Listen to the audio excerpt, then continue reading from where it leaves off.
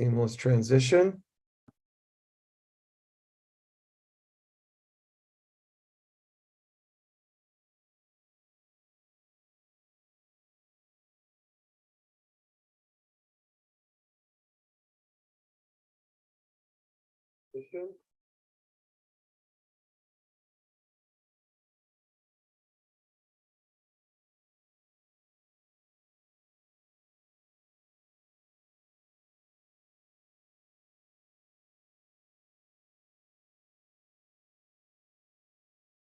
Deputy Mayor Engel.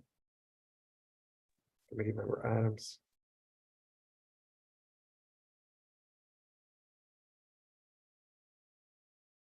I'm here, Mayor. Yep, thank you. Looking for Township Attorney Desiderio.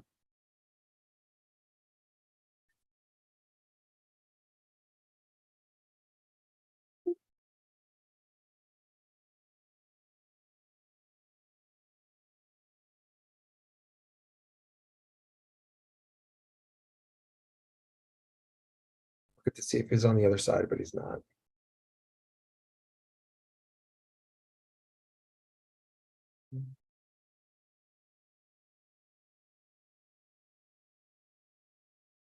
Can you check in with Roger, please? Yep.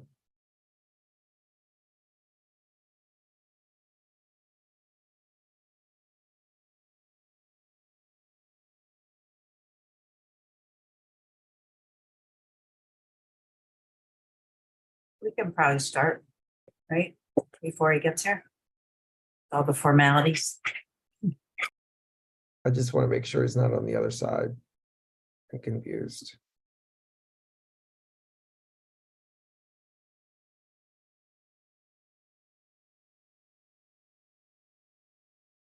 Okay, we get started since we're behind schedule. Pursuant to Section 5, Chapter 231 of Public Laws of 1975, this state for the record that adequate notice of this meeting has been provided to the public by posting and maintaining the annual notice of regular meetings on the bulletin board of the municipal building, by mailing the annual notice of regular meetings for 2023 to the News Record and Star Ledger in December 2022, and by filing said notice in the office of the Township Clerk. Ms. Adams, Here. Ms. Cripe, Here. Mr. DeLuca, Here. Ms. Engel, Here. Mayor Daffis. Here, Whereas Chapter 231, Public Laws 1975, commonly known as the Open Public Meetings Act, requires that all meetings of public bodies be open to the public. And whereas Section 7A provides that the governing body has the discretion to permit, prohibit, or regulate the active participation of the public at any meeting. And whereas desire the governing body to comply with the provisions that this act, same time to conduct its business in an orderly and expeditious manner. Now therefore be resolved by the Township Committee, Township Maplewood does hereby prohibit, except as set forth in the formal agenda, active participation in the deliberations of the governing body by the public, except as otherwise prescribed by law, does limit the public to the observations of the actions and discussions of the governing body at all its regular and special meetings. so moved. Second. Second. Ms. Adams, Yes. Ms. Cripe, Yes. Mr. DeLuca, Yes. Ms. Engel, Yes. Mayor Daffis. Yes. Thank you, Ms. Fritzen. Please join in the Pledge of Allegiance. I pledge allegiance to the flag of the United States of America and to the republic for which it stands, one nation under God, indivisible, with liberty and justice for all. Welcome to, good evening, friends and neighbors. Welcome to our Township Committee meeting tonight. This is the second and last meeting of the Township Committee this month. Our next Township Committee is going to be on August 1st. We will meet again virtually at 8:30 p.m. that night, not our usual 7:30 p.m. due to National Night Out. And we, as you can see, remain virtual.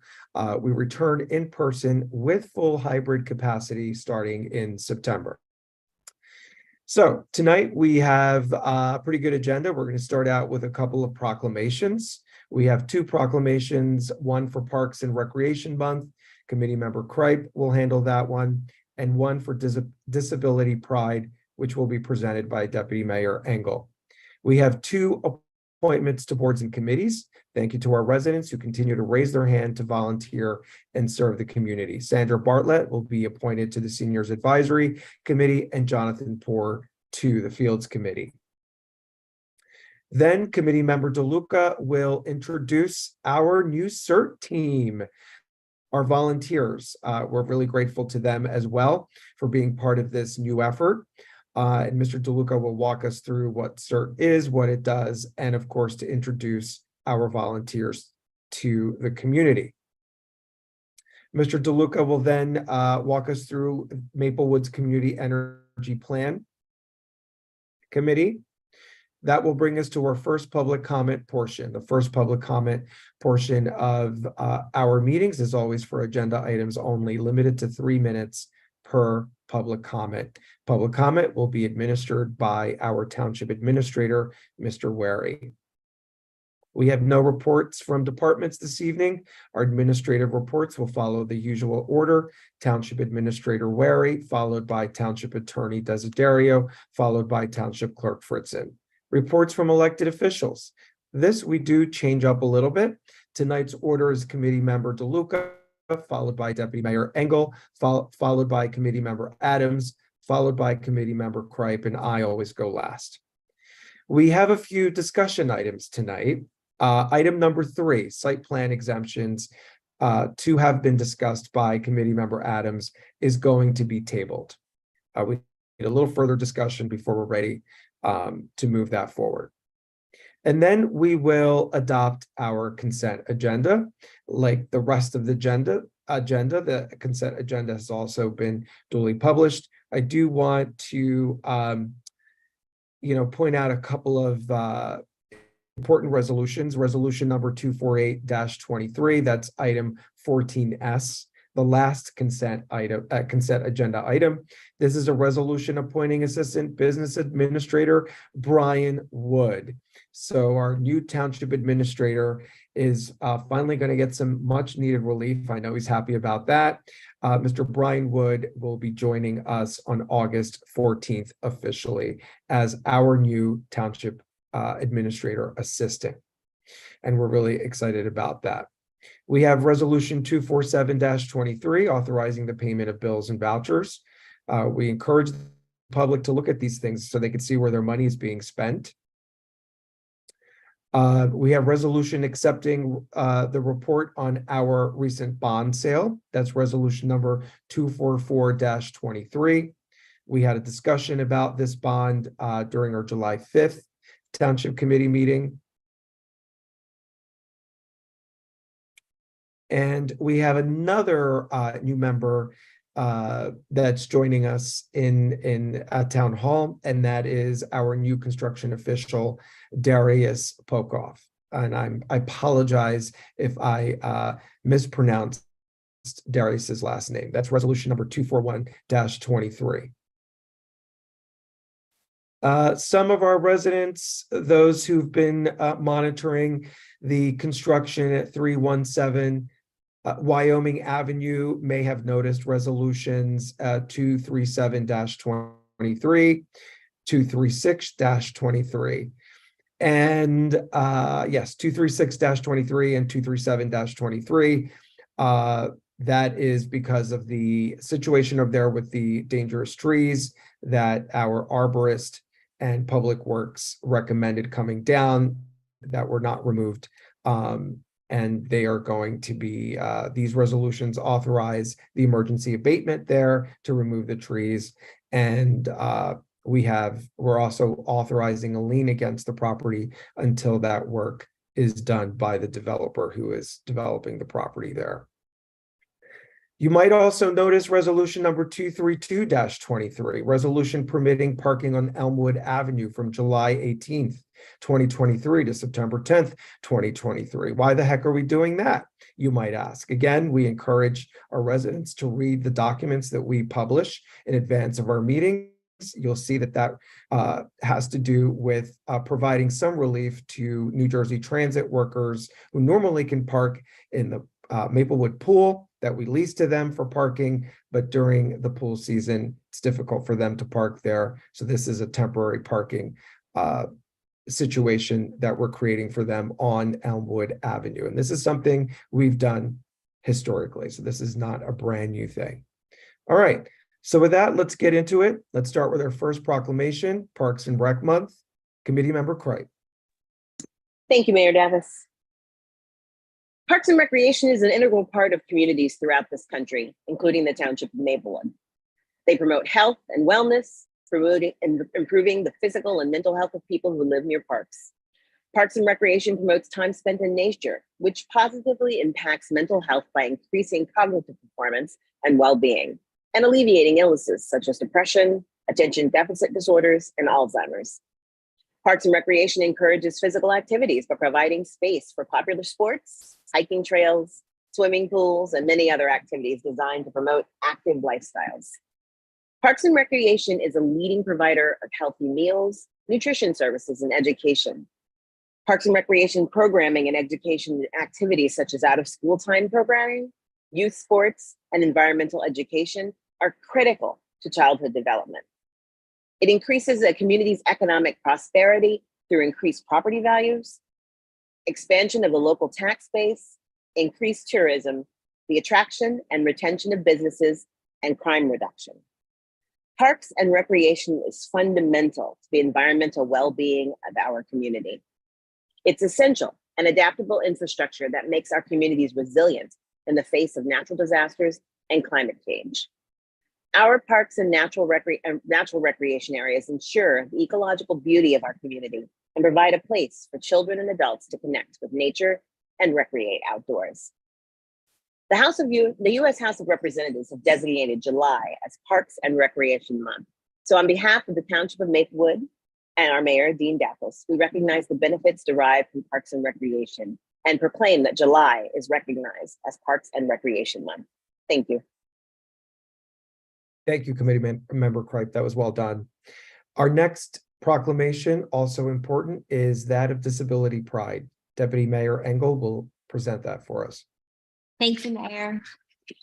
Whereas on July 26, 1990, the Americans with Disabilities Act was signed into law, which prohibits discrimination based on disability. And whereas the United States, per the CDC, 1 in 4 adults have a disability, whether it is mobility, cognition, vision, hearing, challenges with independent living, or self-care. And whereas in the Township of Maplewood, we celebrate diversity in all aspects of life and know while each of us face challenges, we must find the joy in what makes us unique, even in times of strife. And whereas Pride is about acknowledgement, celebration, forming and strengthening communities, and showing those who may feel isolated, alone, or misunderstood that there are those who share your experience, seek and will do the work to understand you, and will stand by you when injustice happens. And whereas we can celebrate New Jersey actress and Tony Award winner Ali Stroker, acknowledge the various invisible disabilities such as autism, multiple sclerosis, or anxiety.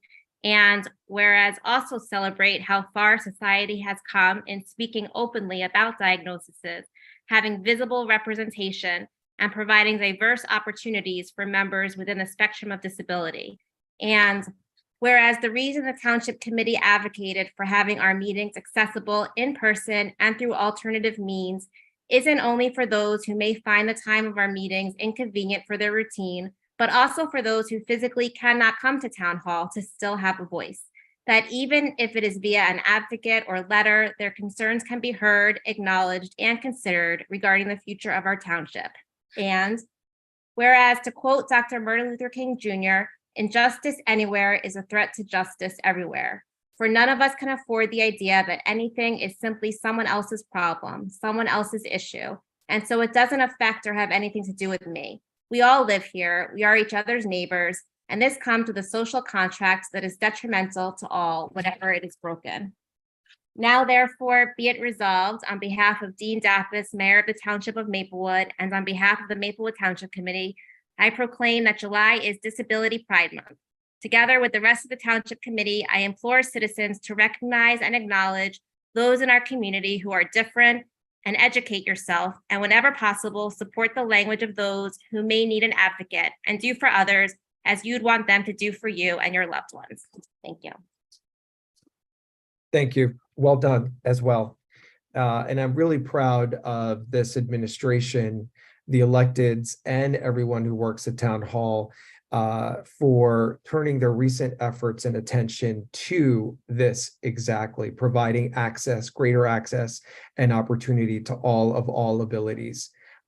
We have been, like a lot of towns, including our nation, have focused on ableism, right, in our parks and recs and all of our programs and services. And I'm really proud that we're coming together in an effort led by Township Administrator Wary, with help from the Deputy Mayor and myself in building an all-access committee to provide greater opportunity and to create greater space.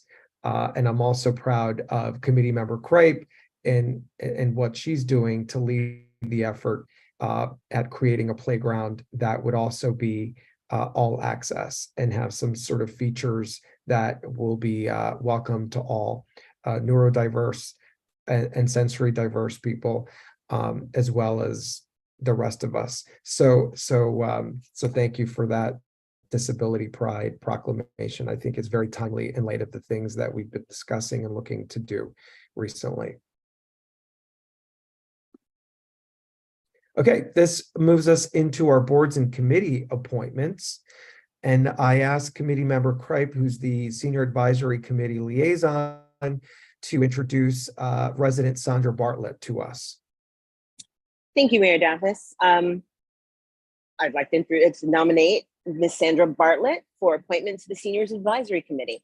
Sandra is a longtime Maplewood resident who has previously served on this committee, and after retirement has decided to come back and serve again. So after speaking to her several times over the phone and exchanging emails, I see the energy that she has behind her her desire to serve on this committee, and I look forward to working with her if the Township Committee approves her appointment. Did you make a motion, Committee Member Crape? So I move the appointment of Sandra Bartlett to the Seniors Advisory Committee. I second your motion. Any discussion? Wonderful. So congratulations, Sandra Bartlett, wherever you are. You might be watching us from home You have to tonight. do I'm gonna take a vote. roll call, right? Yep. Yeah, we got to do roll call. Oh, okay. Ms. Adams, Yes. Ms. Craig, Yes. Mr. DeLuca, Yes. Ms. Engel, Yes. Mayor Davis. Yes, I don't see Ms. Bartlett here, so we congratulate her. All right, thank you for that. And we'll move over to a boards and committee appointment onto Fields Committee of Mr. Jonathan Poor. I'm going to let Deputy Mayor Engel walk us through that. Thank you so much. Our new Fields Committee, I nominate Jonathan Poor to be our first member appointed. He will be serving as the representative from the Environmental Advisory Committee.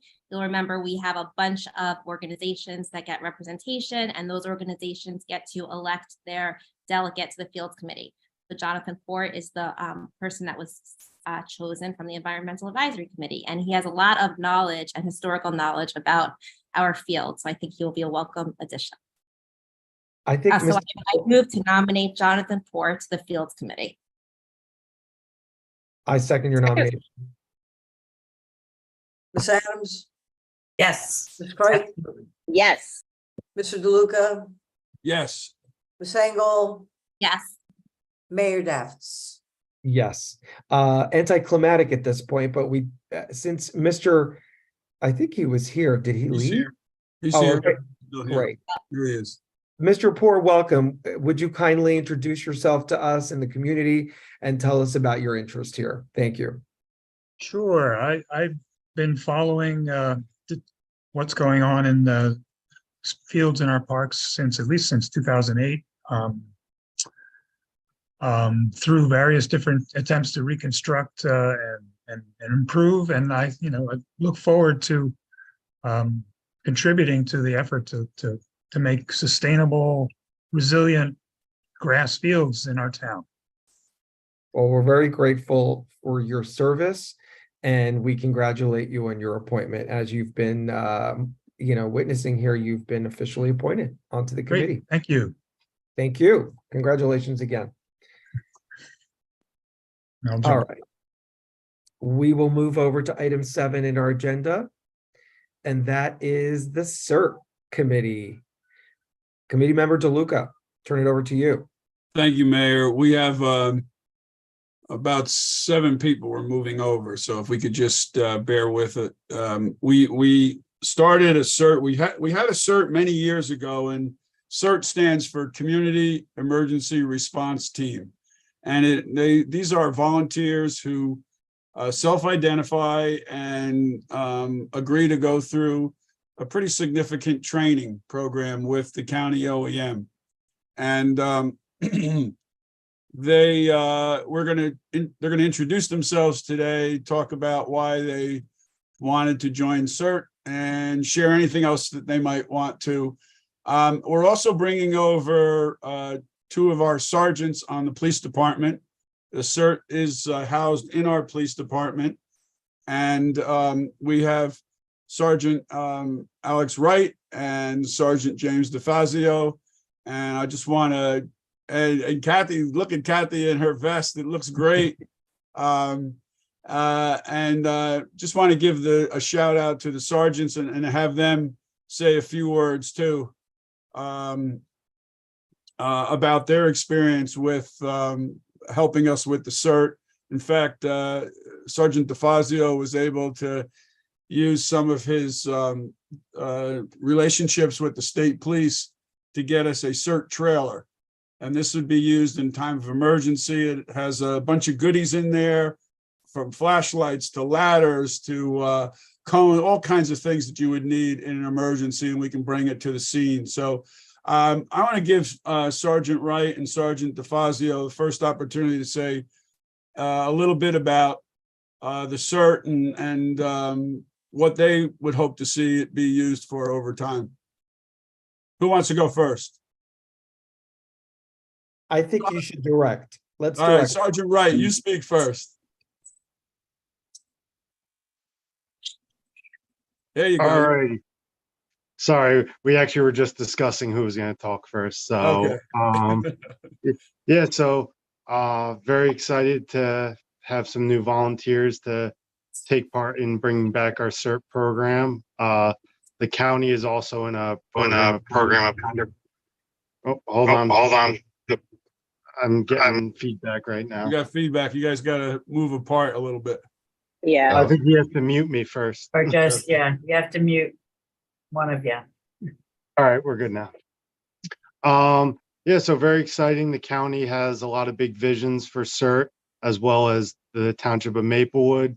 We're not only going to be looking to use our CERT volunteers for community events, to be on call during, obviously, weather emergencies, but the county is going to be looking to build up a program where if there's an event going on within the county, we'll be able to utilize our CERT members in order to have constant engagement. So very excited to see where that goes forward from here, and very happy to be involved. Thank you. Great, thank you. And Sergeant DeFazio?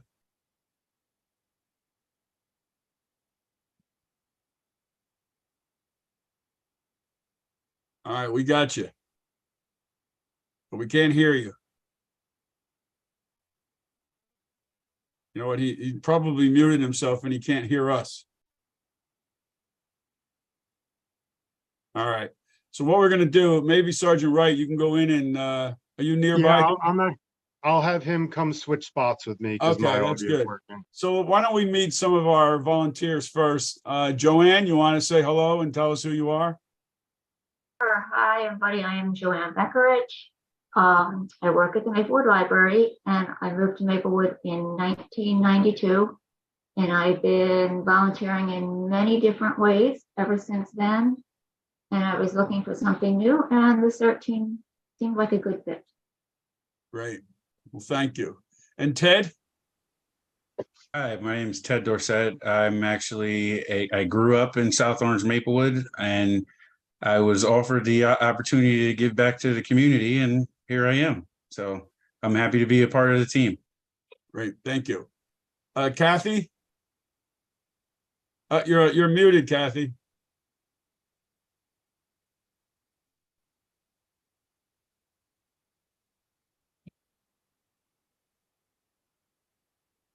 Yeah, you're muted. I tell you what, we'll come back to you. Karen, you want to tell us about you? Sure. Hi, my name is Karen. I have a solid background in first aid and emergency management. I've been doing survival skills training and first aid since I was about 14 years old. I'm also a storm chaser. I've actually chased tornadoes in the plains and have the unfortunate experience of search and rescue and actual emergency management experience. I also have several trainings. I have the standard FEMA, as well as several certifications, as well as several weather-based trainings. I can't speak, I'm sorry. FEMA certifications as well. So Yes. I'm really excited to get to serve locally and get some more experience under my belt. Great, thank you. You certainly are. Wow. Experience. We'll have to talk to you when we get these weather emergencies to verify. Michael, Okay.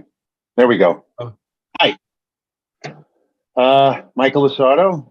I'm here. This is my our third year in Maplewood, my family and I. Also in the Parks and Rec Committee. July is our month. I was a volunteer fireman before this in Brooklyn. I was an EMT. I'm not licensed anymore, but I have the skills. And I just like volunteering for the community. I did Parks and Rec. I started last year. And when this came up, I jumped on it. And I'm happy to do it. Happy to help out the community. great. And Kathy, I'm back. Can you hear me? yes, we can. Oh, good.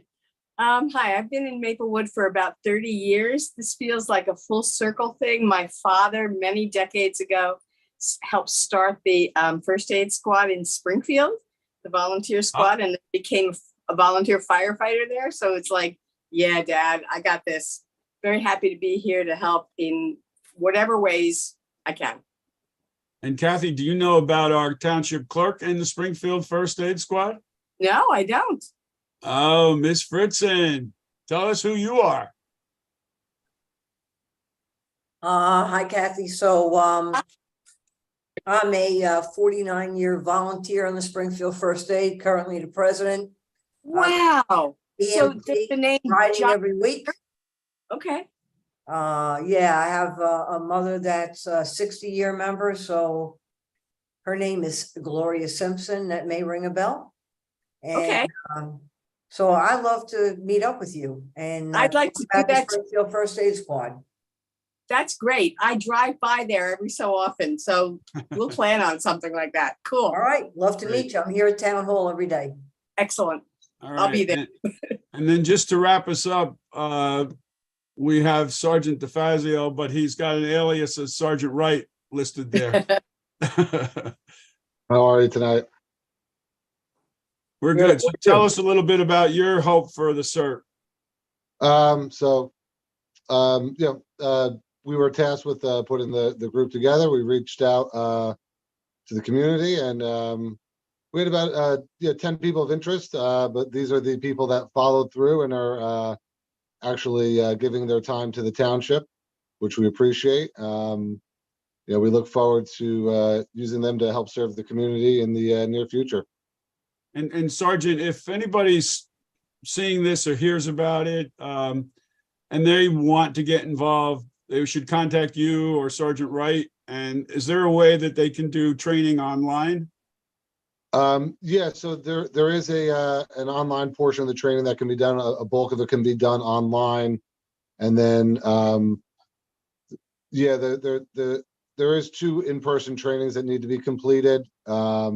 So we would have to coordinate with the county to make sure we could get them the in-person training through either the Detective Knox or whoever ends up taking over for her in the near future in her position. Great. Okay. Well, thank you, everybody, for coming out, and thank you for volunteering. As you know, in your CERT training, your safety is very important. So we're not going to put you in harm's way. but you are going to be in some difficult situations.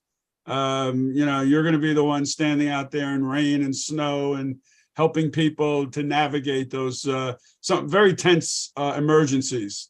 And even the good time, I know Michael was at the 4th of July helping out with some traffic and pedestrian control. So those are the good parts of being a CERT volunteer, is you get to help out at these really fun events. So thanks very much for coming on. I don't know if any of my colleagues have any questions. If No, I not, just want to get just- Karen's contact information. I want to go camping with her. I know, seriously, I'm afraid of Karen. Karen, you're awesome. Yeah. And I love all the cool stuff you have, the hats and the vests and everything. So Yeah, I'm jealous. I want one of those caps. I'm jealous. so great. Thank you, everybody. You're welcome to stay on for the rest of the meeting, but I'm sure you have things to do. And Patrick's just going to move you back over to attendee. And as I said, you can stick around or go have fun. And thank you, sergeants, for joining us. You're welcome. Thank you. Thank Okay, you. bye-bye. Thank you. Nice work, sergeants. Nice work. Thank you. All right, committee member DeLuca, carry on. I think you have a Okay. presentation. So next up, we're going to be moving over about 5 members of the Community Energy Plan Committee. So we need to do that because we have a short PowerPoint presentation that we're going to share with you. So Mr. Weary is moving these folks over. Yes.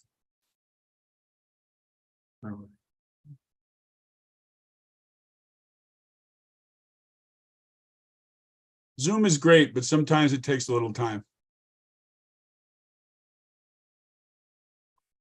Here they come.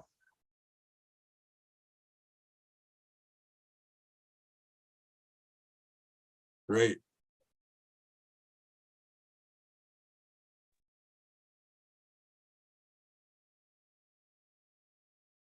So I think that is everybody who's joined us. Yes, it All right. is. I don't see Andrew Howe. Okay, I think Andrew might have dropped off. Okay, so our committee has been meeting for some months now, and we put together a short PowerPoint, which I'm going to share in a moment. And each member of the committee is going to take a portion of it. And this PowerPoint is really just to give you a snapshot of what we're doing. It's not really that deep, but it just gives you an idea of the things we're covering and what we hope to do at the conclusion here. So let me put up the PowerPoint, and Rich is going to start off with his comments. Okay, as soon as I see. Yes, why don't you go? Okay, there we go. All right, well, as we know, Maplewood is committed to reducing energy use, reducing carbon output, and being a leader in supporting a sustainable and healthy future. Some of this is not going to be easy, but it's going to be important for us to be a leader among municipalities, particularly in the transition to electrification. And given our housing infrastructure, that's going to be hard, but it's particularly important and worthwhile doing. The goal here is to develop a plan for energy use in Maplewood that's grounded in community participation and data. And we note that we have a good head start in the new Maplewood Library that presents a really excellent model for us, as it's expected to be the most sustainable library built in the state, and a building that is completely fossil free, except of course for books about dinosaurs. You can move on. Great, thank you.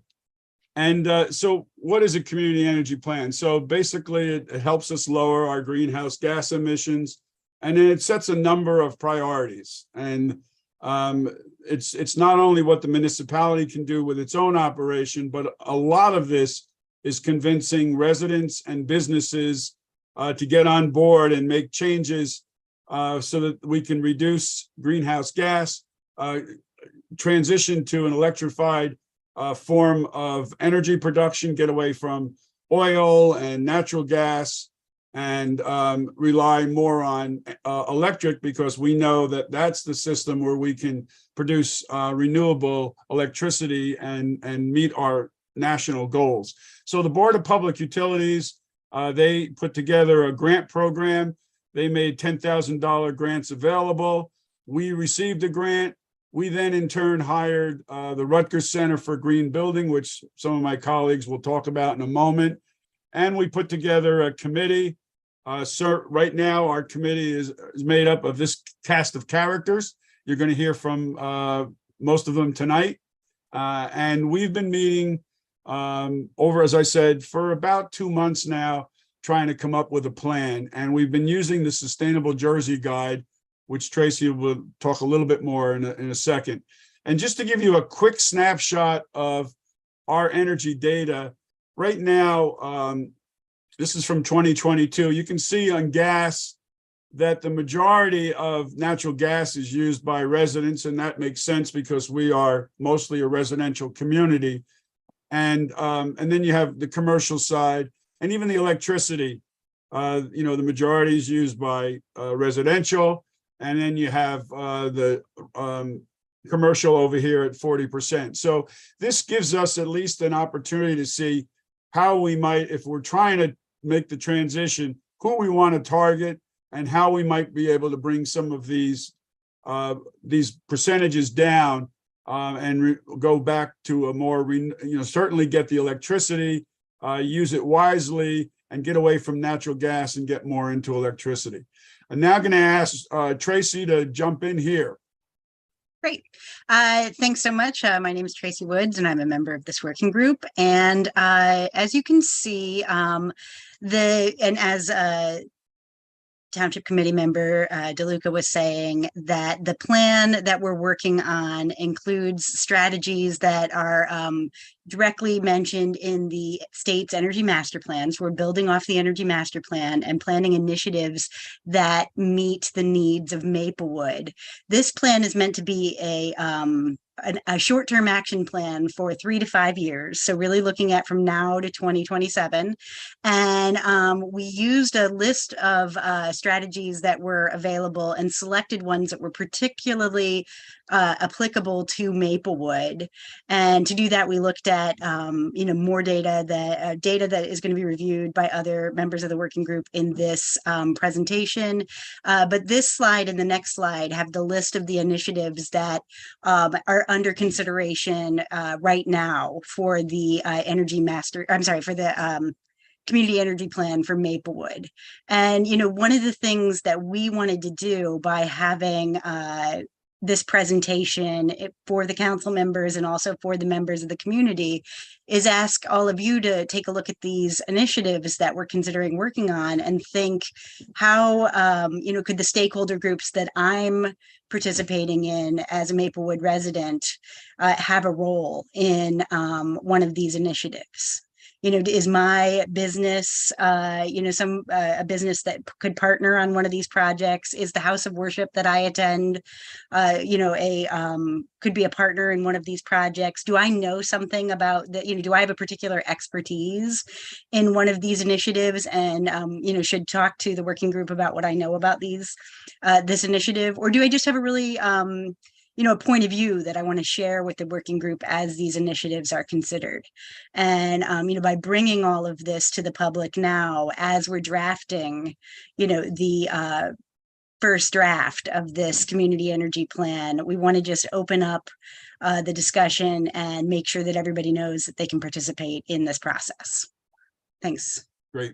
Thanks, Tracy. And we should just mention that this is also going to be consistent with the new master plan, which also talks a lot about resiliency and sustainability. Bob McCoy. Yes, Bob McCoy, also a longtime Maplewood resident. One of the ways we approach this, we got a grant from the Board of Public Utilities, and we decided to spend that on getting some expert advice from Rutgers, actually doing analysis that was hard for us to do ourselves. And this is, in some ways, is focused out in the longer term, beyond the 4 years, taking a a data-based assessment of what the issues we're going to be facing as we go for the long-term plan of electrification of everything we can, as a way to be in place to use the clean energy that the state is going to be producing in the terms of this, the longer terms, the decade out periods of this plan. So they have a state model that that a couple of graduates, postgrads actually, were working on with us to bring to the local level. And so there were some questions we wanted to know, where there were opportunities, where there were challenges, so these are some quick graphs that'll just give you some sense. We already went through the proportions of the electricity and gas, and this is looking at the different graphs. So one of the kinds of questions we wanted to know is where were the what kind of heating equipment did we have, because that will affect what it'll take to change to an electric system based on heat pumps, is what the technology is right now. A lot of our houses are steam radiators in this slide, and they're in the previous slide. You could see they use gas. In a large majority are gas based. One of the opportunities in the previous slide was the oil based ones, because oil is so much more expensive. That's one of the areas where there's the financial transition works better. But the idea is to retrofit the houses as we have them. So the next slide is another area that we needed to understand. And again, this is looking for opportunities to where they're opportunity, and financially it works best to if you're changing your heating equipment, to do it at the same time that you need to replace it. So we found out that they're estimating that 40% of our heating units are 20 years old. So they're approaching the end of their life during this period. So that's a real opportunity. On to the next slide. Yeah. And then the other opportunity point is when people are increasingly needing to install central air conditioning or finding that advantageous. That has come along with the rise of heat pump systems that are very even more efficient than other forms of air conditioning. So if someone is thinking about changing out their adding whole house air conditioning to their house, this is a real opportunity. So the 71% of the homes that we estimate have window air conditioners as they transition is an opportunity. The general idea there is to be looking to understand what's going on, look for how efficiency plays into it, how needing to change the kind of equipment and make the investments in our homes. Great. The next. I think we're going to move to Rugine. And so we had a second task that we asked Rutgers to do. So why don't you take it away? Thank you, Vic. And hello, everyone. Now I'll talk about my favorite type of power, solar power. So we asked Rutgers to do basically a study to see what's going on in terms of solar installation in town.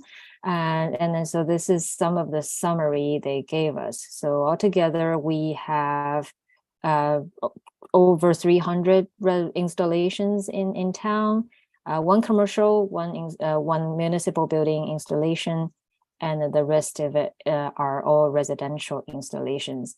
And this translates to about 5% residential adoption rate, which is pretty low. But on the flip side, we see there's a great potential to bump up that rate. So in the presentation, you see a couple of maps on slide 15. So this is showing that what's the sort of technical potential for more solar panels to be installed in town. So the purple ones are smaller potentials, and the yellow ones are huge. But then obviously you can see the north side of the town is South Mountain, so it doesn't really count. And then so we can see that some areas like on the west side of town, there's like moderate and high capacity installation, and there's sufficient hosting capacity. But on the eastern side of town, there's the hosting capacity that is a little limited. So that tells us that we have to have basically different approaches to how to try to promote solar installation in different neighborhoods of the town, and not just in like convincing residents to go that route, but also working with PSENG to increase hosting capacity in certain part of the town. And then you'll be able to see on the second map there, the two very green things that shows you the sort of tree coverage, tree canopy coverage of the town. Again, the top bit is South Mountain, therefore it doesn't really count. But if you look at the rest of the town, the eastern and southern bit of the town has fewer trees. We all know that. And then the rest of the town is kind of like a mixed bag. Some areas shadier, other areas not so shady. So this also gives us a very good sense that where we should concentrate our tree planting efforts for the town. So that's basically an overview. And obviously, there's a lot we can think about in future step as to what are the proper strategies to help our residents adopt solar. And as Tracy mentioned earlier, community solar is a huge part in this, because like not everybody is willing and have the sort of financial capacity to put solar panels on their own roofs. So there's a lot more work to be done. Passing back to Vic. Great, thank you. And then transportation is also a big thing. And so vehicle miles traveled is something that we're looking at, is how do we reduce those? And, we talked about policies that we'll be implementing, practices. We already expanded the bus service to school, which is not only a safety thing, but it is a green thing, because that means that less parents will be driving in single occupant vehicles to and from school. We talked about bike and walking paths, the jitney, some of this was talked about in the master plan. It's consistent here. And then, of course, encouraging more electric vehicles by the residents, government, and our private businesses. We're installing 5 public charger stations now. The township is doing that. The township is looking to purchase more EVs, including pickup trucks for our DPW. And then we're requiring developers to install EV chargers. And we're getting, very positive responses from the developers. And so this was pretty much a snapshot. So our next steps, we're going to fine tune the Rutgers study, and we're going to finalize the draft of the energy plan. As Tracy mentioned, that's going to have real specific steps for the initiatives, who's responsible, all that. And then we're going to schedule a September presentation to the community from Rutgers, the Green Business Center, and then we'll have an October presentation to the community on the draft energy plan. And as we talked about, if you are interested, you can email me and we can get you on the committee and put your picture up on our committee list there. And we're really looking to get as many people involved as possible. And now I will stop sharing and see if anybody has any questions. Again, this was meant to be a sort of a teaser, if you will, just to give you a sense of what we're working on. That our grant money is, we think, is being spent, was spent pretty wisely by getting Rutgers involved. It gave us a lot of information, and we're going to continue to move forward and have a plan that will guide us for the next few years, but also lay the foundation as we move into a transition to electricity over the next decade and beyond. So if anyone has, Nancy has a question. Yeah, I just wanted to, well, first of all, thanks for all your work. Some of my favorite committee members showing up here tonight. A lot of work, I think. Is there any plan to sort of communicate any parts of these things? Because some of the information you gave, many of us know about, but a lot of it other people don't know about. So is there getting that information out to the community? Like, I don't want to speak for the mayor, but he and I have similar setups in our separate homes. We don't live together with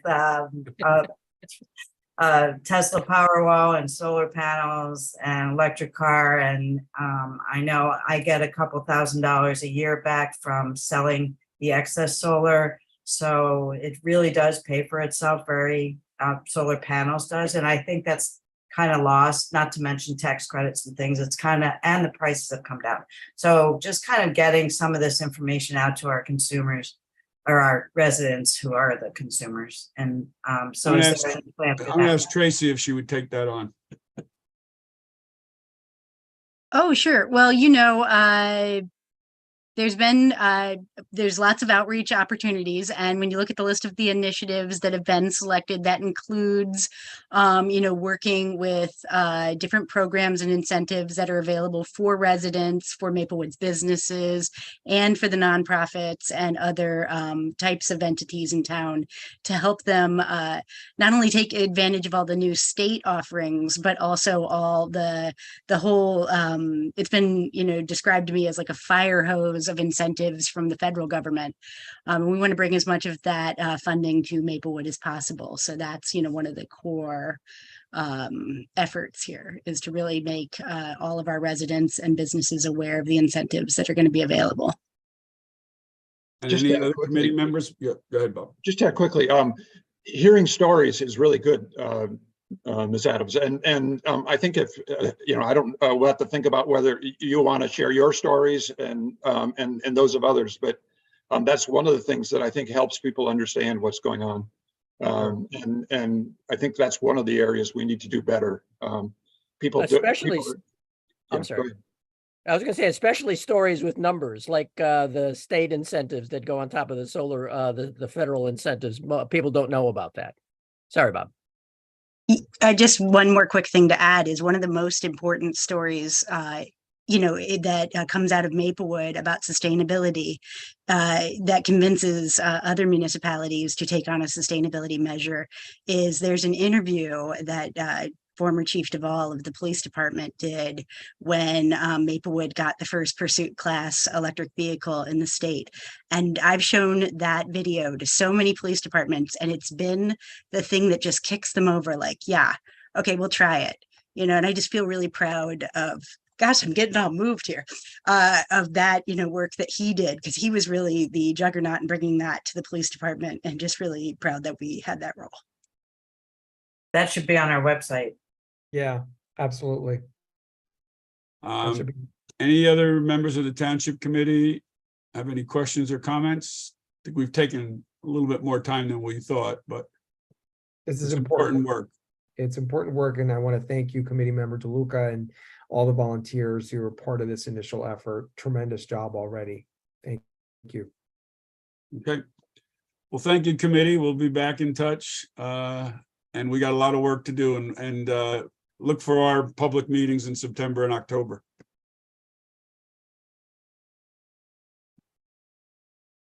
And you're welcome to stay on too if you want, or go do something else. We're going to be moving you to attendees again. Do something else. Okay.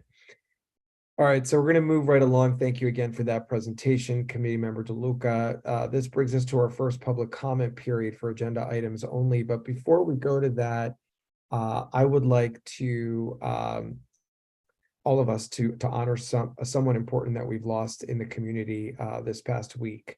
The passing away of retired Maplewood Police Sergeant Jose Martinez, who died on July 7th. Sergeant Martinez was a member of the Maplewood Police Department for 36 years, from 1978 through 2009. Sarge, as he was called, his beloved, he was called throughout Maplewood, his beloved hometown. He was a pretty active athlete as well, in basketball, baseball, and softball. For those who are interested, arrangements are as follows at the Quinn Hopping Funeral Home, 145 East Mount Pleasant Avenue in Livingston, New Jersey. Memorial visitation is on Sunday, July 16th from 2 to 6 p.m. Prayer service on Sunday, July 16th, starting at around 5. So please join me in a moment of silence in his honor.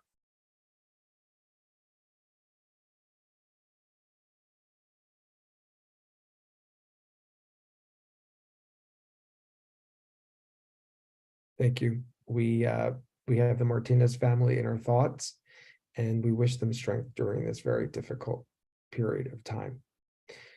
Okay, so I'm going to turn it over to Township Administrator Wary to administer the public comment period for agenda items only. I will give the courtesy, however, to our county liaison, Ms. Valentina Richardson Green, who was here, if we could bring her over first, and she might have some county announcements, some good county information we should know about.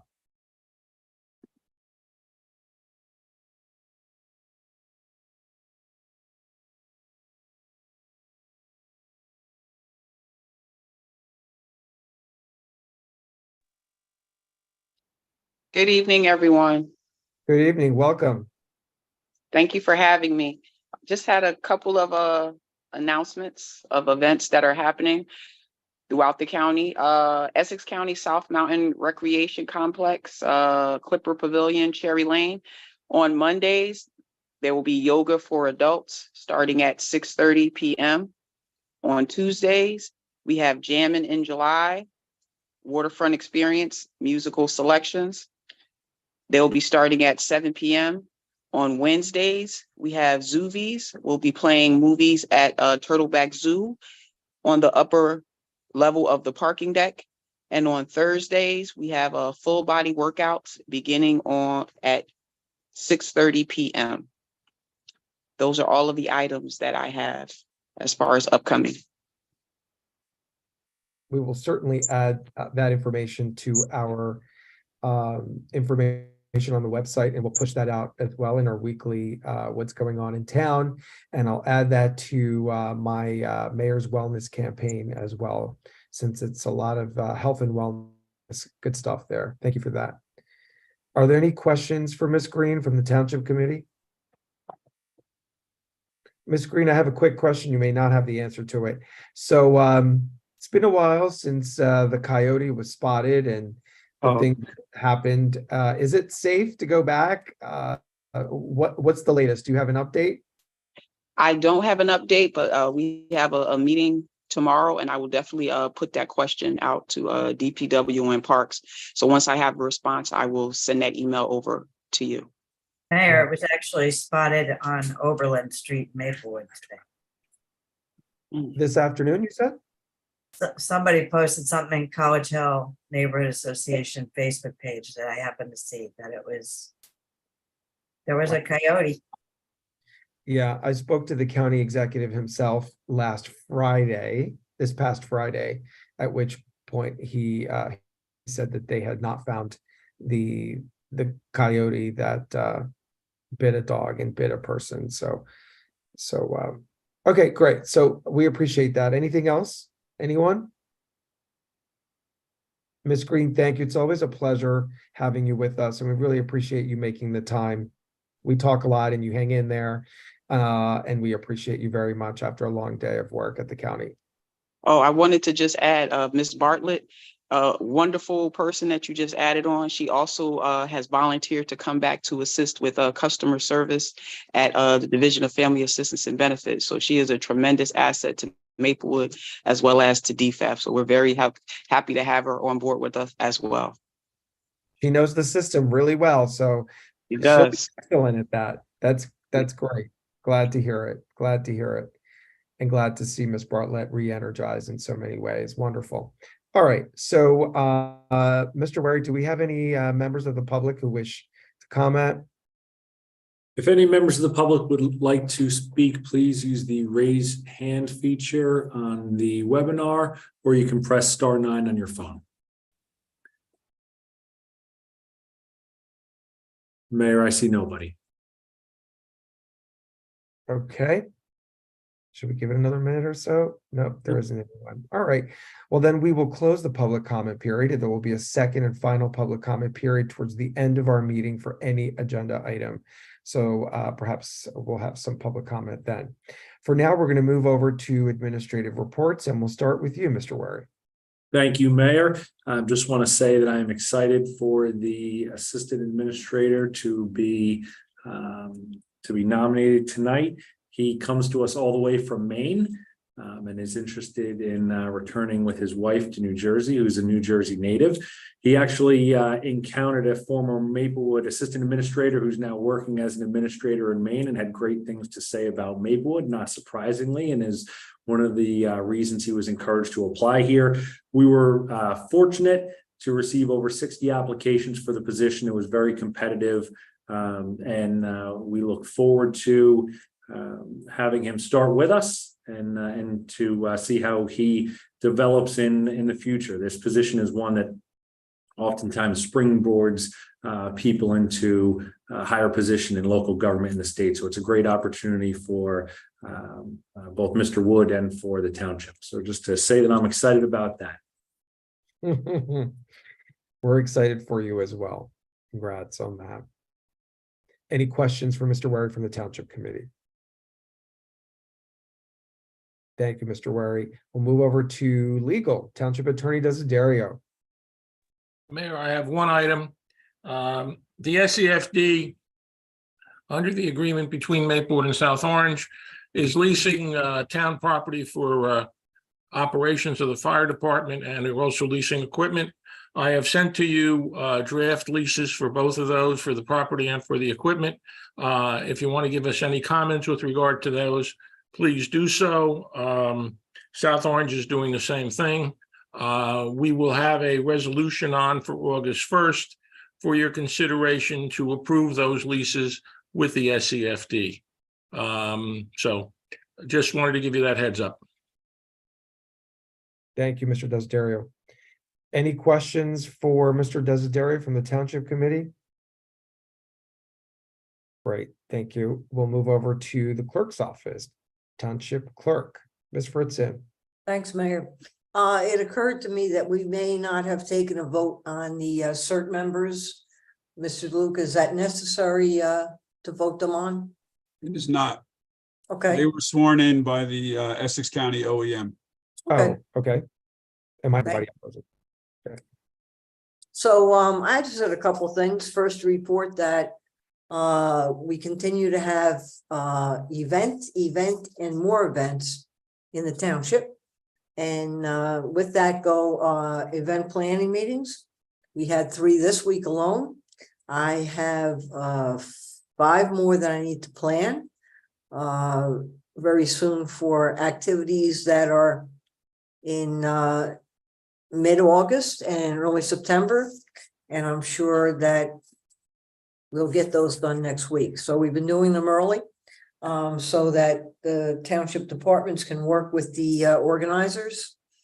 You received the filming ordinance recommendations that I sent last week. And I know, Ms. Adams, you want to bring that to the code committee, but we did provide it for everybody. And I want to really highlight the deputy township clerk's work on that. He put together a terrific report and you all saw it. So the other thing I want to mention was I would like to bring back talking about volunteers, volunteer recognition function that we've had for so many years that we had to stop due to the pandemic, but it's on my mind to present something to you. It may not be the traditional buffet dinner, it may be a little bit different, but I think we should recognize our volunteers. And I'm looking to do that in October. That was a month we had done it in the past. And again, as the mayor had said, we're starting an hour later at the next meeting so that you would be able to attend National Night Out. And that's all I have. Thank you. Thank you, Ms. Fritzen. Any questions for Ms. Fritzen from the Township Committee? Okay, thank you, Ms. Fritzen. This brings us to reports from elected officials. We'll start with Committee Member DeLuca. Thank you, Mayor. I'm going to be quick because I'm sure you're all tired of hearing me. So the first, right, Ms. Adams? Yes, I see you shaking your head. Thank you. The first thing I just want to mention is this weekend's a big music weekend on Springfield Avenue. Friday night, we have music at the Springfield Avenue gazebo starting at 7 p.m. And there's also a food truck going to be there. And then Saturday, Tycoon Dog, who normally performs in Maplewood Village, is going to have a performance at Yale Corner. And the general store across the street will be having some snacks at the site, and that'll be from 6 to 9 p.m. And you can bring your own for 21 and over. You can bring beer and wine. And then lastly, on Sunday afternoon, back at the gazebo, there's a jazz concert going on, the first of two. It'll be this Sunday and then also on August 6th. And then my other thing to bring up is also a share, and that is that the Maplewood Library Foundation has started their brick campaign. I want to thank Ms. Adams. She was one of the first. And for $150, you can purchase a brick that will be in the patio behind the new library as you come off the bridge from Memorial Park. And it can have 14 characters, including spaces. So you can go on to the website of the Library Foundation and fill out the form and pay, I think through PayPal, and you're all set. So we're hoping to sell 700 bricks. So come out and buy bricks. And that's all I have. Thank you. Thank you, Committee Member DeLuca. I think we should get that on our website, right? That's okay if we put that on our website, the brick campaign? Yeah, okay. Mr. Wary, if we can put that on there. And I think Yes. we should share that with local media as well, local press, so that they can help get the word out there. And we can do what we can in social media. What was it, 700 or 800 bricks? 700. All right, I think we can do 700 bricks in this community. Come on. At $1.50 a pop, and you get your name on there. I think that's brilliant. Brilliant campaign fundraising. I love it. Okay. Next up, we have Deputy Mayor. Deputy Mayor Engel, take it away. Thank you. I will also keep it short. A meeting or two ago, I mentioned that Board of Education member Nubia Dabal Wilson and I were going to walk the Maplewood portion of the Greenway. It got rained out, so we are excited to go walk the portion this Friday with our township administrator and township engineer and some other members of the Environmental Advisory Committee and former South Orange Board of Trustee member Walter Clark to learn more about the Greenway and some of the challenges that I've presented in the past about moving forward. So we're Mr. Ball Wilson and I are going to learn more about the questionable lands ownership and figure out how to move forward if it's a possibility to do the Maplewood portion of the Greenway. I also want to remind everybody that we are always fundraising for Pool Pals and our Rec Assistance Fund. There is a wait list for pool memberships, so please, if you're able to donate, we would appreciate you donating to the Pool Pal Assistance Fund. And I've been hard at work forming this field committee. We had our first appointee today. We have more coming up. And if you are a member of the community and want to get involved, please do apply. There are 2 at-large positions. It is listed on the volunteer form on our website. We do have applications coming in, and I'm excited to chat with anybody interested. Thank you so much. Thank you, Deputy Mayor. Are there any questions from the Township Committee for Deputy Mayor Engel? Thank you again. Committee Member Adams. Thank you, Mayor. First, I just want to give a shout out and big thank you to the Maplewood Stock Committee on a fabulous weekend. And despite ever changing for both days weather forecasts, and managed to make it through nonstop until just before the final act on Sunday night. So my son is in from Japan, and he actually had a booth selling tea from Japan there, and we got soaked taking down his booth at that hour. So, but the bands were great. It was really, really, really a lovely event. And they piped the music over from the main field to the booths and the vendors and the beer garden. So that was a big help. So thank you to Tom Kearns and all his crew over Maplewood Stock Committee. I wanted to give the Township Committee a quick recycling update. And I have a request to see if you guys have the temperature, and if you agree, we can put a resolution on for our next meeting to, basically we have Bayshore, which is our marketer of recycling. And that's the end user where all of our recycling is taken to by the hauler, which is Basso. And we do this in conjunction with South Orange. Our contract with Bayshore is for 3 years. Our contract with Basso was a 1-year contract with options to renew for each year for 2 years. The joint committee of South Orange and Maplewood officials and staff are great to go ahead with Basso. It started out a little rough, but aside from the occasional missed pickups here and there, they have been vastly better than we've had experience with them in the past. And so we're recommending that we extend their contract for 1 year. And I believe we'd need a resolution on for our next meeting. Mr. Desiderio, correct me if I'm wrong, in order to do that. Otherwise, we'd have to go out to bid again. So. Correct. Has Basso agreed to continue the contract for the same price? Actually, Paul is going to talk to him about that. I just wanted to get at least a preliminary support from the Township Committee and take that back to him. Good. Cool. I do have good news that given the couple of years that this committee worked to try to improve for the environment and for our pocketbooks, our recycling program, our end marketer used to be Giordano. And for the year 2022, the entire year, we paid them $138,259.45. Year to date this year, so for this past 7 months, we paid Bayshore $26,240. So extrapolate that out, and we're about to hopefully save, $90,000 or more on our end user. And a lot of that has to do with the way they operate there and the way they do their recycling. So we're really excited about that. I hope you guys all are too. Make it worth our while, because those meetings could be painful. So thank you, Mayor. That's all I have. Thank you. I think we should get that out there in some communications to the community. I think that number is really telling right there, right? That's better recycling, dual stream works. Yeah, dual stream works. And I should add to that, just for your edification, that the dual stream has reduced the weight of recycling that is being picked up.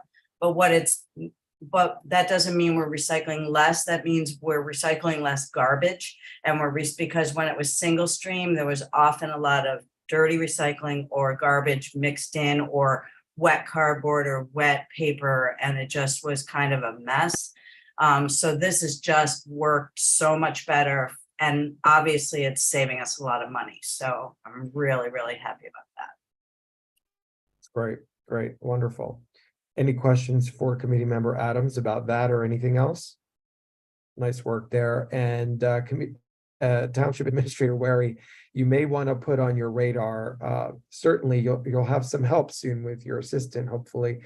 But one of the things that part of this equation is composting and promoting greater composting and educating about composting. And as you probably know by now, we have a pilot in place through the end of this year, but the year's going quickly. It won't be long before we have to figure out what we're doing. Can we expand?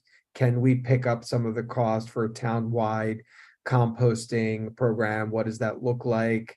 So basically, I'm tasking you with looking into that and starting to make preparations for the end of the year.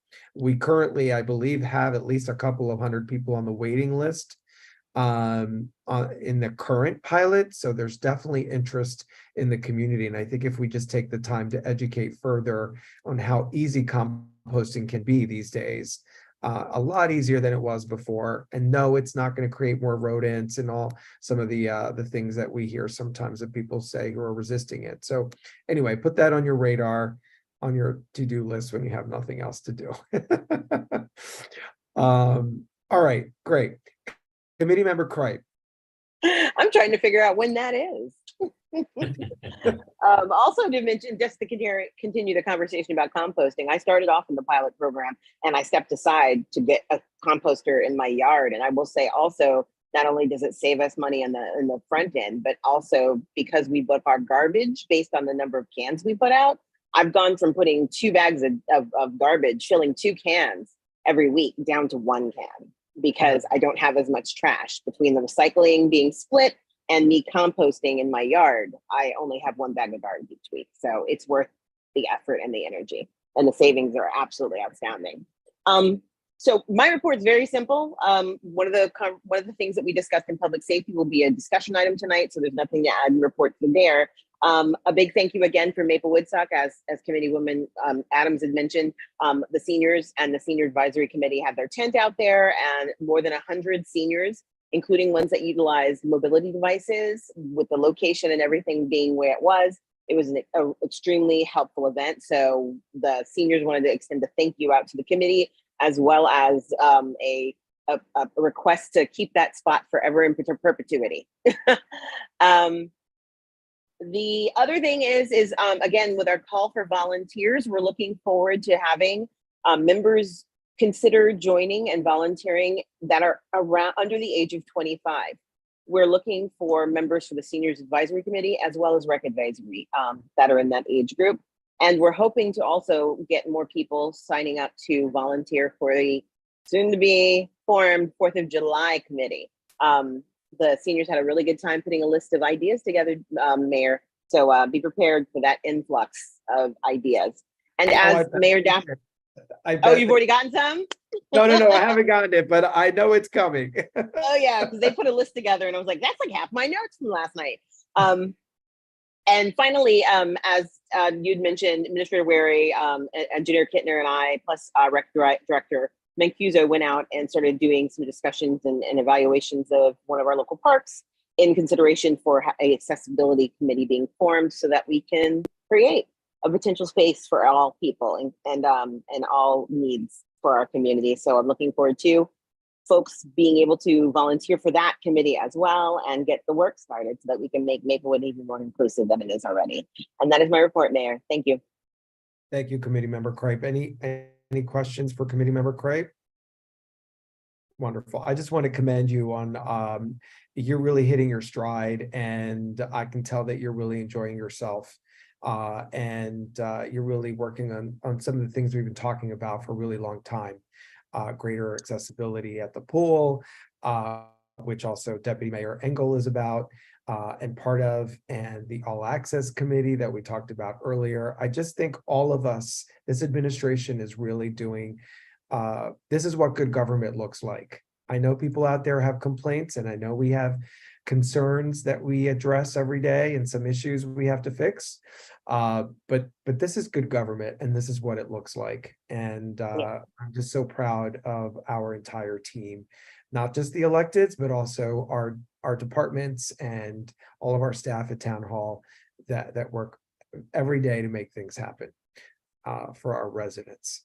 So my report is to also merely congratulate Maple Woodstock. I don't have anything else. You all covered some of the things that are coming up this weekend and happening. I know that there will be regarding Maple Woodstock, I know there will be a post-event meeting. I'd like to be at that meeting.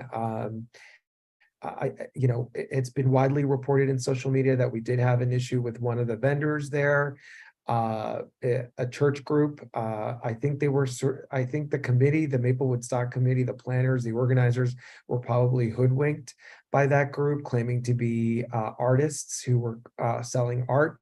They were not selling art, they were peddling. And we've received reports from a lot of people in town, Maplewood residents, who came into confrontation with them.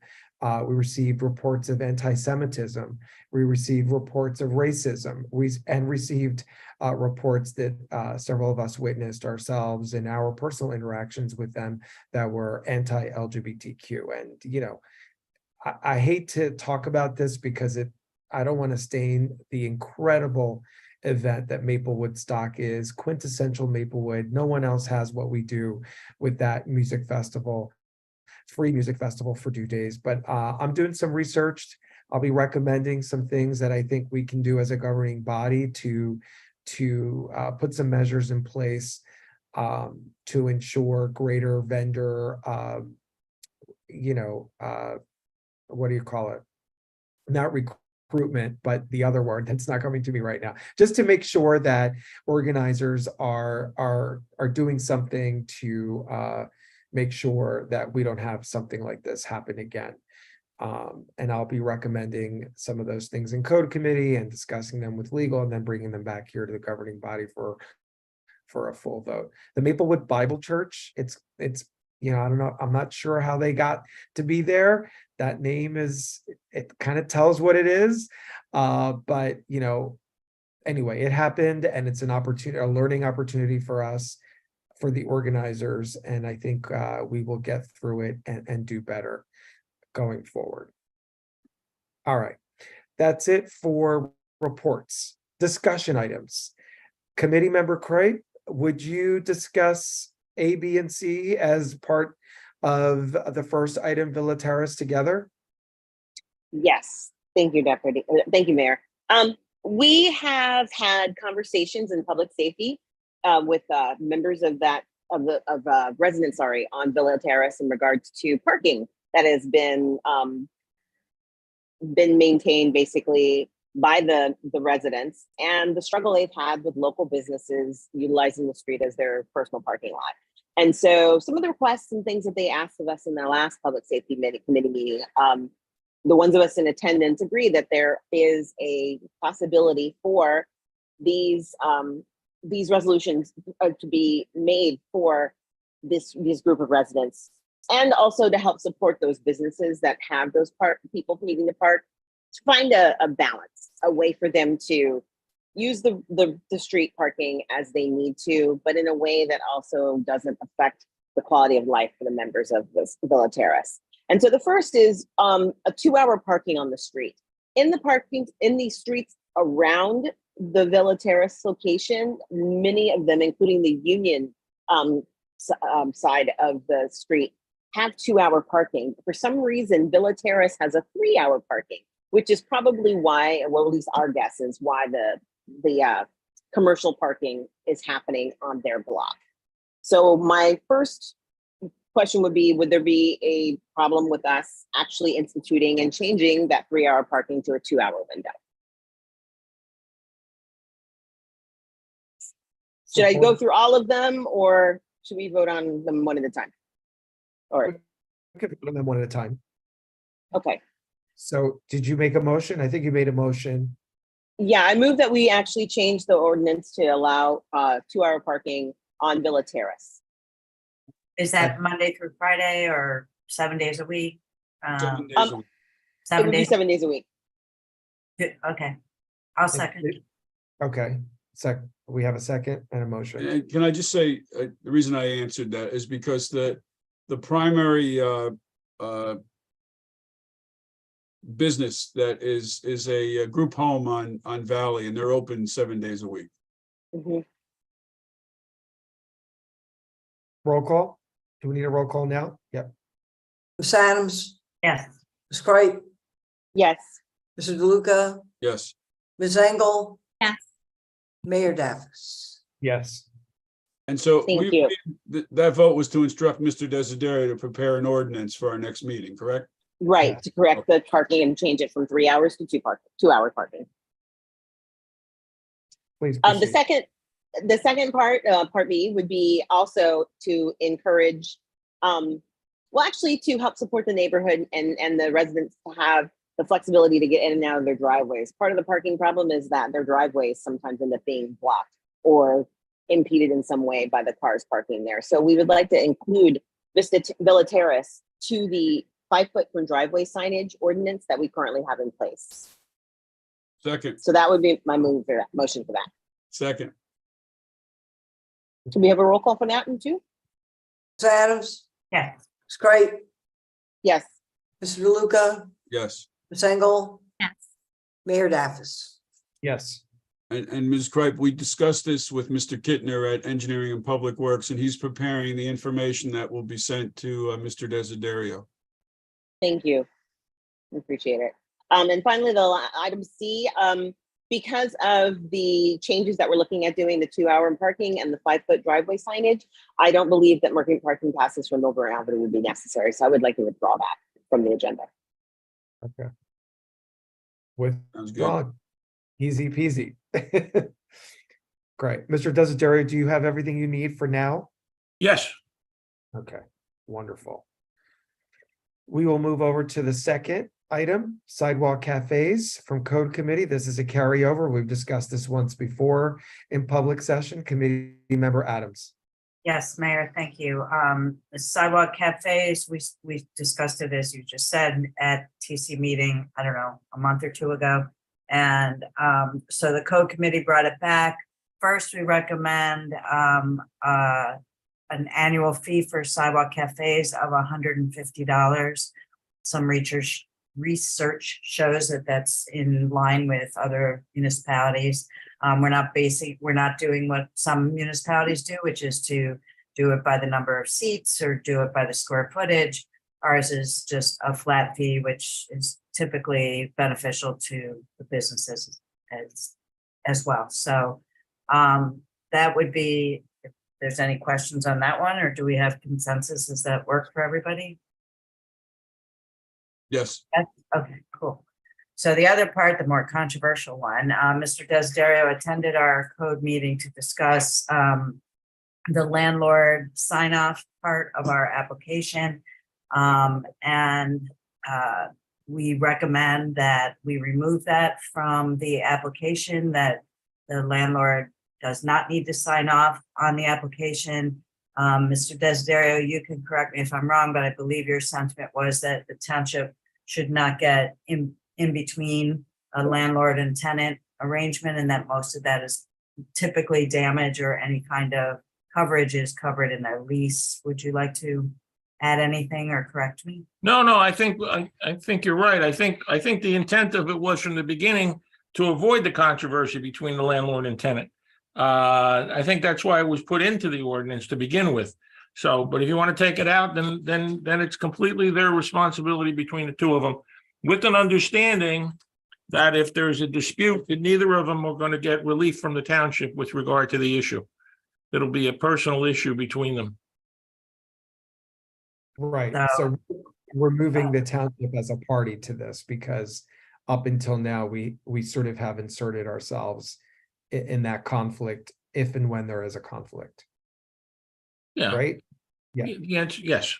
So we'll take it out. Mr. DeLuca, Committee Member DeLuca. Yeah, so I'm a little unclear because what is the recourse for either a business owner whose landlord refuses to give them permission to get a license, a cafe license, or for a landlord who doesn't want their business to get it? So let's say the business comes to us and we give them the license. What recourse does the owner have? Does the owner have to sue us to stop us from giving that license? But we're giving the permit to use municipal property to his tenant. Mr. Desiderio, you were going to also just speak, I think. Okay. This gets us back to the same issue. And I'm not really sure why we're okay. The bottom line is it depends who owns the property. All right. If it's a municipal right of way and the township wants to give the municipal right of way, then they can. If the landlord doesn't want to give the right of way, then the tenant should not put should be out there, and the landlord would have to take appropriate civil relief against the tenant with regard to it. Even if the tenant has a duly issued permit from the town? Well, the problem is it's going to be a duly issued permit, okay, to put on property that the tenant owns or has permission for. To me, the way the ordinance is right now makes sense. Okay, I think that was the intent. Whoever originally had the draft of the ordinance made sense to make sure there was no landlord-tenant dispute with regard to it. Right. There now seems to be a move to remove that. Because, so, I mean, listen, I think we all know what the situation is. One particular property and the landlord continue to have this problem, okay? To me, it remains a landlord-tenant problem. And I think, frankly, if you ask my advice, I'd leave it the way it is. But if you want to change it, I understand that as well. I think So it makes. I'm confused. I feel like the way it is now in the application, they need a landlord sign off. But what we talked about was that we don't want to get between the landlord and the tenant, and that if a tenant wants to ask permission from the township to put tables on the sidewalk, and we say yes, given all the ADA requirements and any other setbacks we need, then it's between the landlord and the tenant if the landlord doesn't want them to have a sidewalk cafe. The answer to that is yes. But Mr. DeLuca's point, I think, is well taken. What if the tenant wants to put it on the property next door to theirs? Okay, which they don't have. In other words, the landlord's consent makes sense because you're encumbering the landlord's property. But Mr. Desideri, when we discussed this in code committee, I don't know, Ms. Adams, I feel like you're flip-flopping on us now. You're saying, I think your advice at code committee, Mr. Desideri, and I'm not putting you on the spot. I'm just trying to understand. No, I don't want to put you on the spot. But I'm trying to better understand, because in code committee, when we discussed this and invited you to that discussion, our understanding was that if we changed the current ordinance, it would be in the township's interest in removing itself from being a quote unquote party to any such dispute about this. Do you no longer feel that way? I think they're two different issues. Okay. So the issue one is, should it be a prerequisite that a tenant who is encumbering landlord's property have consent for the landlord before they do it? Now, if the answer to that is no, we don't care, let them encumber it if they want to and let them fight it out, then that is the solution. Okay, they can go to court, they can get restraining orders against each other, and they can do what they choose to do. All right.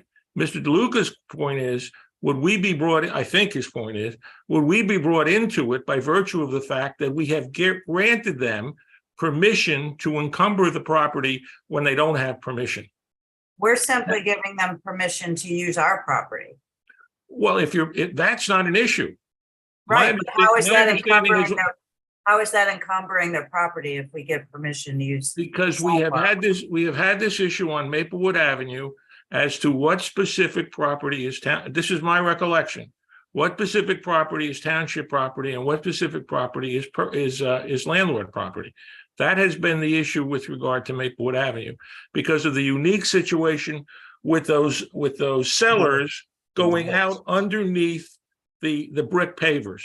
That's where the issue is here. And that's the landlord's position is, that is my property. And you have not leased that property. Right. Okay, clearly, let's take Inwood Place. Okay, not an issue there.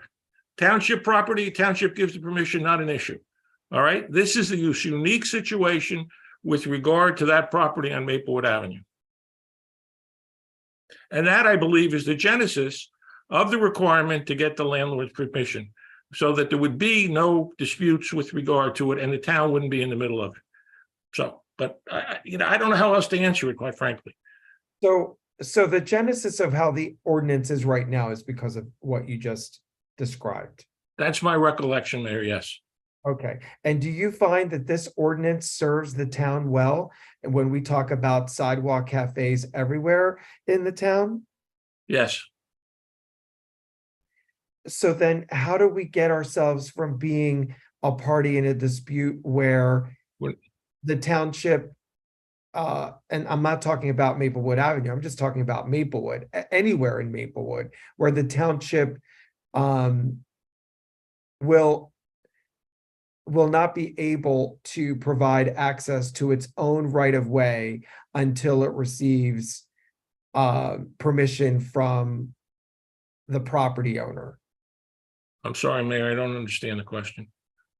I don't understand why you don't understand the question. It's the current ordinance that we have in place. So some other business in Maplewood says, I want to put out a sidewalk cafe. Where's the application? They go to the township clerk. The Right. township clerk provides the application. And then they see that they need to also have landlord permission as part of their application process. Right. They go to their landlord, the merchant, and the landlord says no. Okay. You cannot do that. But Okay. but this is not a circumstance like the one that you described. Well, then they come back, then they come back. Excuse me for interrupting. I'm sorry. No, I'm just saying, this is public right of way of the township.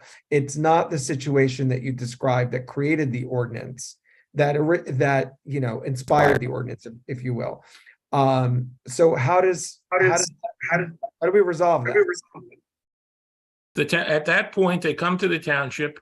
We establish that it's in the public right of way, not the landlords, and you give them the permit. The township committee would have to have a hearing. Well, I don't know if you have a hearing. Mr. Weary could look at the circumstances of it, and he could grant the waiver because of the fact that it's on public right of way. Oh, township administrator Wary would have that additional. Well, if you want to delegate, if you want it to come back to you, that's fine. But I would think you would want to give him the authority to do that, or have someone in the administration have that authority. And I don't believe we've had that issue come up in the years we've had the sidewalk cafes.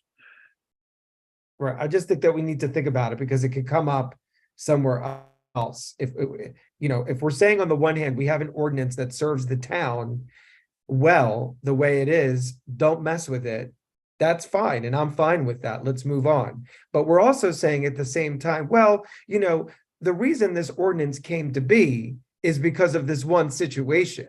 No, I didn't say that at all. I never said that, Mayor. Absolutely not. I did not say that. We didn't even know this at the time the ordinance was drafted and passed. We didn't even know about that situation. When we drafted, I'm sorry, go ahead. No, go ahead. When we drafted the ordinance, we just thought that because the merchant, or the business owner, rather, I shouldn't call him merchant, the business owner was using the front of that property, that it was just right to have the property owner noticed and given permission.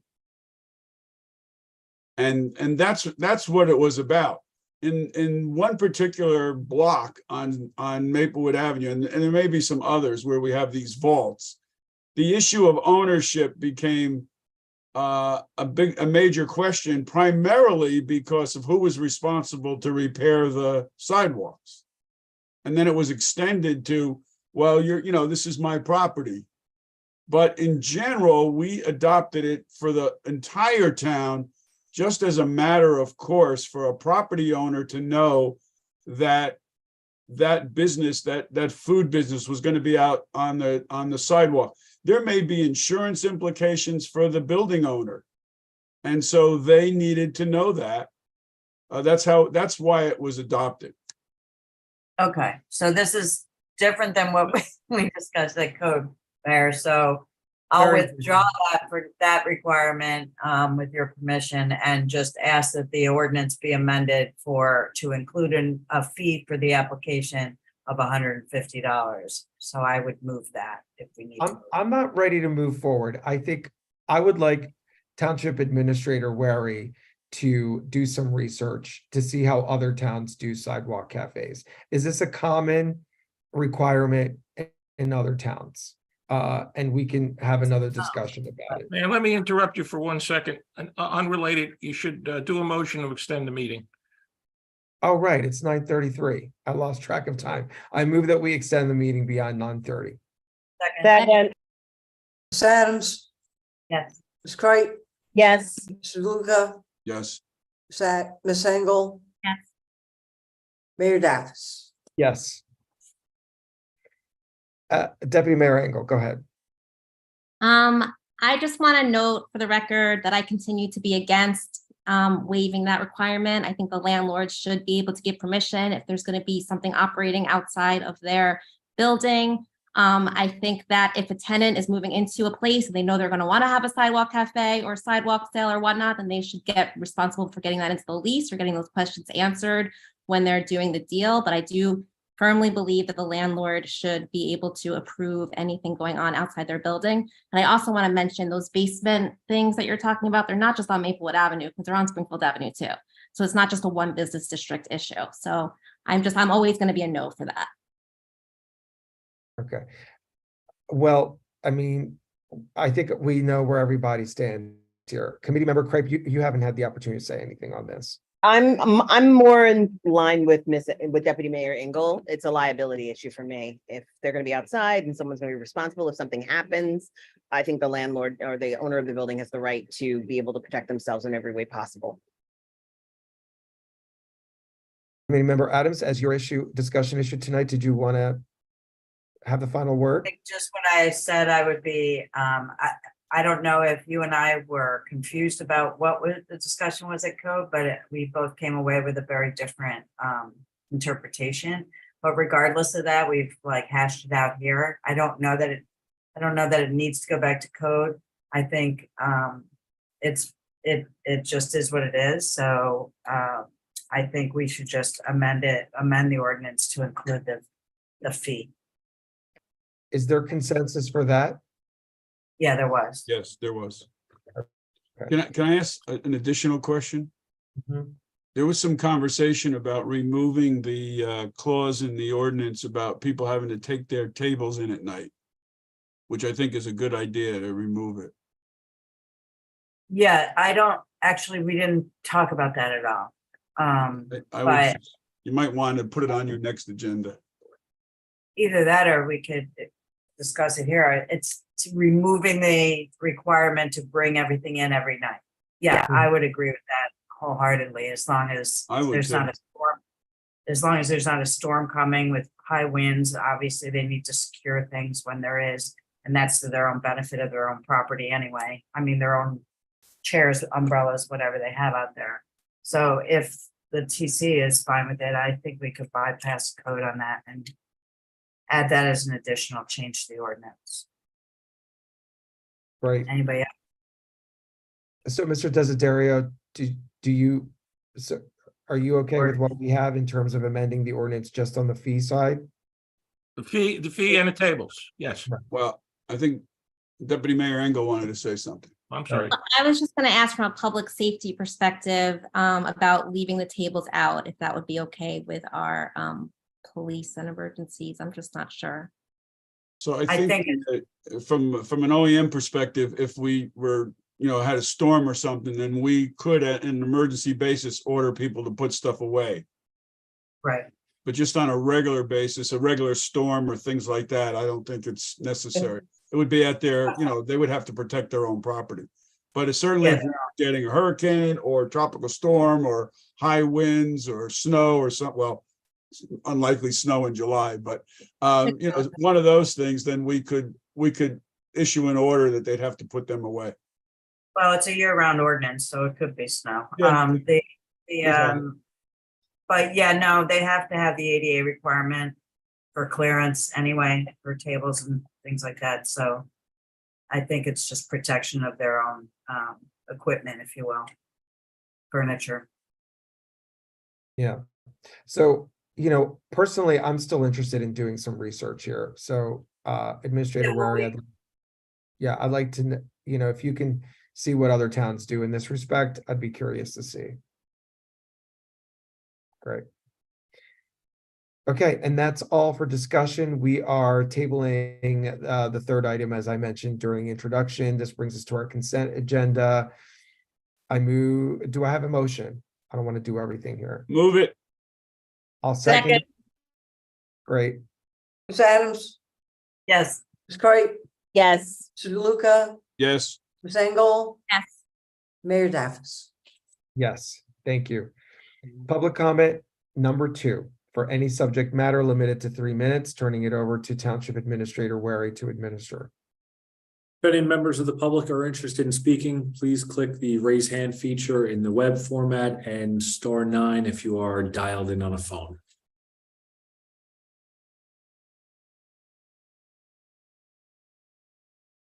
I see no one, Mayor. I see no one as well. Seeing no one, we will close the public comment. I move we adjourn and meet again on August 1st at 8:30. Second, Ms. Adams, yes. Ms. Bright, Yes. Mr. DeLuca, Yes. Pengel, Yes. Mayor Davis. Yes. Good night, everybody. Thanks for joining. Adjourn. Night, have a rest of your trip.